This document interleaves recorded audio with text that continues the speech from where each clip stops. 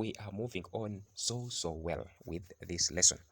My main motive of teaching you sketchware is that we have as many people as possible who are able to develop applications. It is not only that, though, it is not only those who know how to use Java, we know coding these complicated languages that are supposed to make apps. Anybody can make an app. After finishing the lessons of sketchware, believe me, you will be able to program using Android Studio. These lessons that of sketchware is a beginning to Android Studio. And mind you, I am doing this all completely for free to help my brothers and sisters who want to learn how to make apps. In the previous lesson, we learned a lot of things. One of the things that we learned things about the views. We also learned about the events. Now, right now, we are supposed to learn more about the components. So what are components? How do you understand components? We have talked about views, we have talked about events. Events occur in a view and also occurs in an activity. Now, these components, which is our main lesson for today, is what helps us bind the views and the events. How do the views and events communicate with one another? This view and the events will communicate with one another when we use the components. So take components as a binding or interaction between the views and the events. Now let us click on the events tab. There is a button for adding the components. Now, not all components will be used in a particular activity. We will keep using the component that is useful for a specific purpose. Now let us click and see what components are there. As you see, there are very many components. There are components that help us. One of the components is called the intent. The intent are a way how to communicate between different parts of the app, or even with a different app. For example, I want our app to open a WhatsApp chat with someone, I will use intent. If I want our app to actually be able to call a specific phone number, I'll use intent. If I want our app to go to another activity, let us say the user is done signing up, now needs to go to the home activity, we shall use the intent. The next part is the shared preference. Now the shared preference is a very cool thing. Shared preference is a way how you can store small pieces, get me right, how you can store small pieces of user's data within the device of the user. We are going to store, if you want to store small pieces of data, if you want to store small pieces of users' data, we shall use shared preference. For example, I don't want the user to keep typing the name, the email in every activity. What I'll do during sign up, I'll store the user's name in his or her own device using shared preference. So take shared preference as a volatile, as a temporary storage. Then we have another component that is the calendar. Think the calendar is self-explanatory. We have the vibrator. If you want the app to vibrate when something is touched, for example, when a button is touched and you want the user to feel the phone vibrate, we will use a vibrator component. Now we also have the timer component. You want to set a specific time for something to occur, we shall use the timer. Now the dialogue, these are messages, short messages that pops up for users to read. For example, you want to ask users whether they want to proceed, we shall use a dialogue. Then we have the media player. I'll talk about media player and sound pool. You want to play any kind of music, audio, we shall use the media player. Media player, you can use it for playing bigger media, bigger audios, bigger videos, use a media player. But for sound pool, just like the ringtone, you want a ringtone to appear, you want a specific sound to appear, we use the sound pool. Then we want to animate, we want a specific object to move, to keep animating itself, like you want something to keep blinking, we shall use the object animator. Of course, cameras is a useful way of communicating sometimes. You will use a camera. The file picker, you want to pick something from, you want the user to pick something from his or her own storage, use a file picker. I am going to now talk about them randomly to save time. Others, as I said, we shall keep learning with time during application. I am going to stop here. These three things belong to Firebase. Firebase is a very important tool in programming. This is because we do not have our own servers to run some of the things. A server is a temporary storage where you can hold, keep, and retrieve some data at any point in time. We have the DB, the first one here. DB means database, where you can store some user information. We have the Firebase Auth. Auth in full means authentication. When you want to authenticate, you want to prove whether the user really qualifies to use the app, we shall use the Firebase authentication. Then you want to store some media online. For example, store the user's photo, store some of the user's data, we shall use Firebase storage. Then we have the ads. The ads are in several formats. We have the interstitial ads. These are ads that keep displaying themselves. You want users to change their text to speech, or you want to change speech to text, we shall use these two. That is the text to speech and then the speech to text.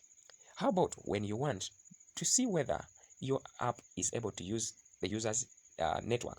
For example, you want the users to chat with one another. You want the user to send some data. You will need to use the request network component. For Bluetooth, this is self-explanatory.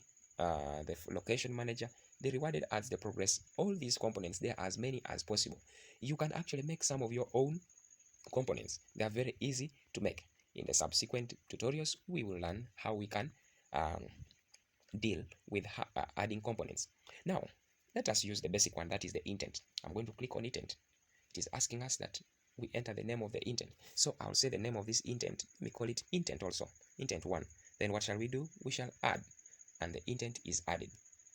The intent is added. That means we said earlier that intent allows the app to communicate, the views to communicate with the events.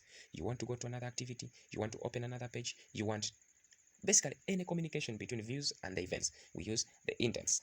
Now, we have learned most of the basic parts of Sketchware. We are remaining with one that is things which are found on that arrow. What do we find there? Let us click.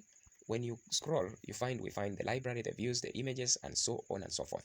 Now, sometimes we shall need, I'm not going to talk about some of this because we have already talked about libraries, we have talked about views. This is another shortcut how you can find them. But we haven't talked about how we can import, how we can bring images to the project.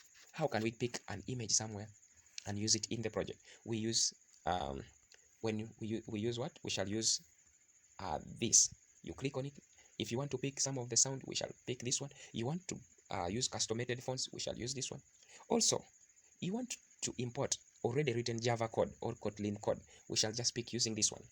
The resources, the assets, there are so many things. I'm just going to focus on image because all of them work the same way. It is saying image manager. There is a button up here for downloading the image, and then there is a delete. Now I am going to click on one, on download. It gives you the black ones, the gray ones, and then the white ones. I'll just choose the black one. Let us say I want to use let me use this one. I'll say save. Save is down here, save, and it gets saved. If I want to add more images, I'll just click on that download, and I will choose, maybe there's so many images. I'll just choose message, this one. I say save. So now I have 2 images. If you want to delete, long press and then delete. So we are done with importing the images. Let us go back and see what happens on the other parts. We shall go back by pressing this button here.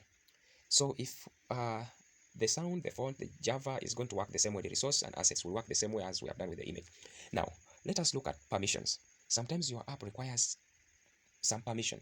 You know, Android comes with some of the limitation. You will need to ask for permission to access somebody's storage, to access somebody's call history, to access anything which is private. So you will use that one. The app compat, this one is used for modifying the app to fit specific layouts of specific phones. We shall learn more about that. Android manifest, this one is not so useful for today. All these are not useful for today, but we shall learn them with time. Dear subscribers, I would like to appreciate you that we are going very well with the lesson, and I am sure we are not lacking behind.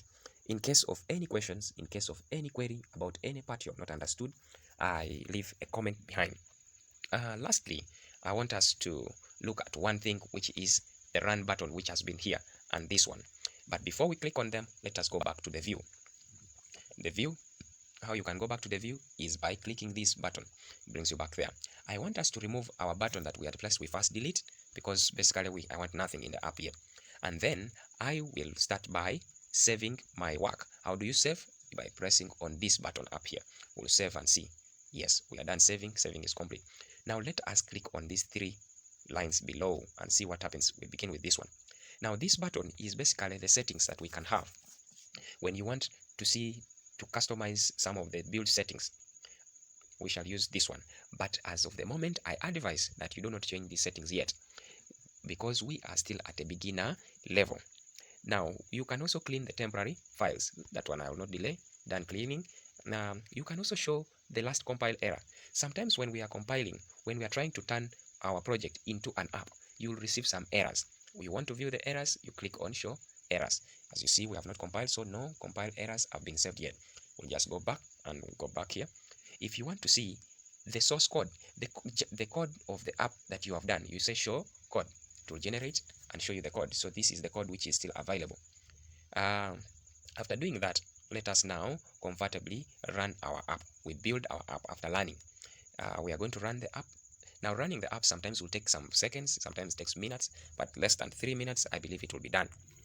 Java is running. Now, what is being displayed here, you can sometimes, just for your own benefit, can keep on answering these questions, because most of the things they're asking, we have learned about them.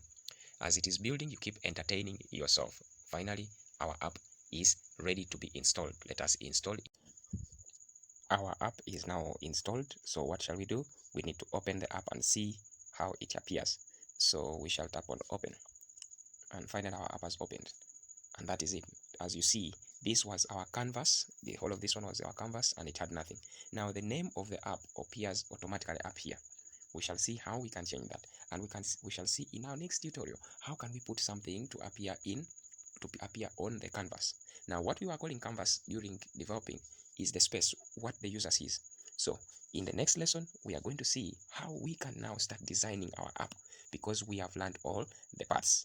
Make sure, in case you missed any of the parts of the videos, make sure to watch it before you proceed, because you will proceed without understanding deeply what happens where, what thing helps where. Now, let us get ready for our next video. In case of any questions, do not forget to send us a message on the screens below or on the channel where you found this video.